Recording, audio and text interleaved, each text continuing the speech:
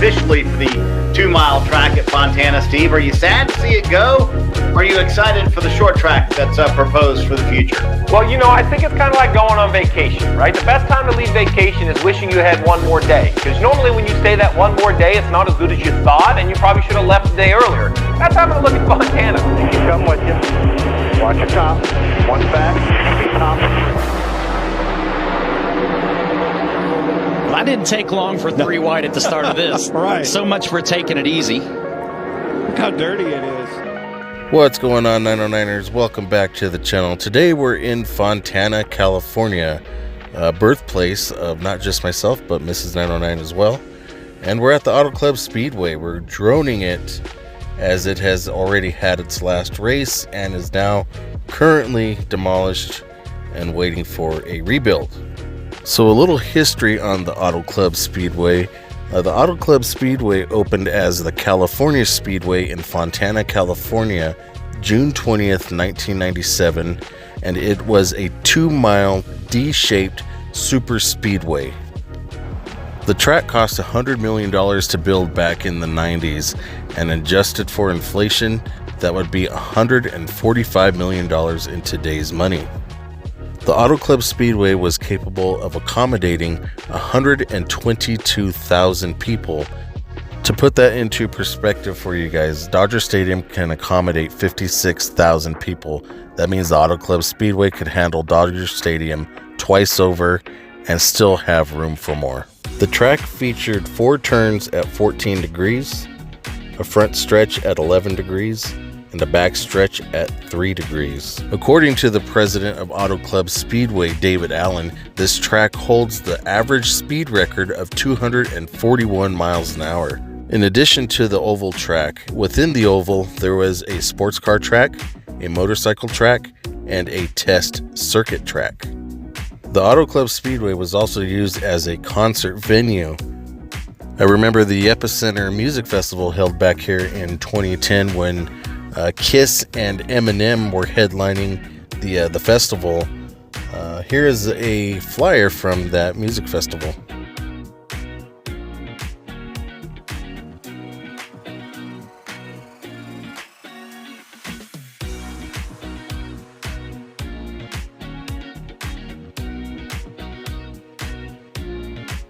So the reason for the demolition of this track is because NASCAR, which Auto Club Speedway is owned by NASCAR, owned and operated, they're going to put in a short track, a half-mile track, and I guess this is a better alternative than repaving the 2-mile track, and at the end of the day it's going to be more cost-effective, and I guess this is what fans want. This will be number 4 out of all short tracks in the United States, and the only one in the western United States.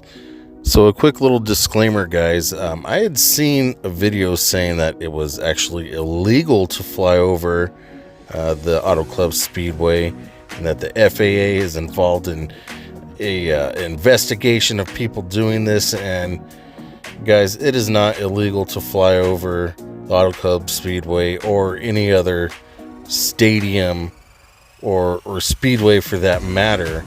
However, it is illegal to fly over a stadium or the Auto Club Speedway during an event. And this is a little screenshot of the FAA confirming that basically on their website. It is only illegal to fly over during an event with 30,000 people or more. And it's for obvious reasons, guys. They have their own drones out there recording. They have flyovers from jets, by the military. They have helicopters out there recording. They got TV stations, the news.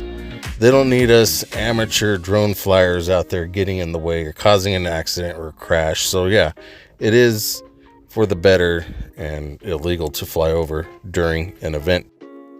So with that being said, I want to go ahead and give a quick shout out to my supporters.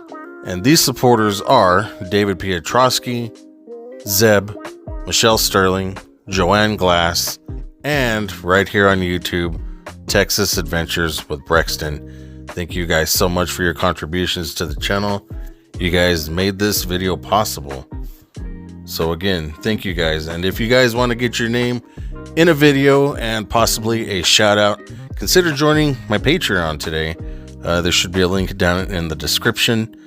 And or if you guys would like to become a member here on YouTube as well, your guys' contributions help us get out to more and more places and to make more videos for you guys. So again, guys, consider joining somehow, some way. We also have a PayPal for a one-time donation if that's what you guys would rather do. And donating on PayPal, you will still get your name in some future videos. However, there are also free ways to support the channel. That is simply liking the videos, commenting on the videos, even if it's something as simple as an emoji or hello. I always will get back to my comments. So if you guys leave me a comment, I will reply to it. And again, liking the videos, sharing them, and making sure you're subscribed. This all helps to support the channel, and this really gets the word out, lets YouTube know to start sharing these videos with others. So if you guys can do that for me, I would appreciate that just as much as if you guys were to donate. Actually, possibly more, because that's really, at the end of the day, what gets the channel to grow. Even if you didn't like the video, give it a thumbs down. Just interact somehow, some way. But before we get out of here, guys, I'm going to be looking down in the comments for all of your guys' memories here at the Auto Club Speedway. Have you guys ever been to an event here? Have you attended a race? Have you gone to any of the concerts like the Epicenter I was talking about earlier? Let me know what your memories are, guys. I want to hear from you. I'll be looking out for your comments, and I will be replying to each and every one of them. So again, guys, I really hope you guys enjoyed this video. Give it a thumbs up if you did. If you didn't enjoy the video, give it a thumbs down. That's okay. No hard feelings. And YouTube is going to suggest that you might like some of these videos here on the screen next. These are also from my channel. Give another video a watch. Consider subscribing as well. Thanks, guys.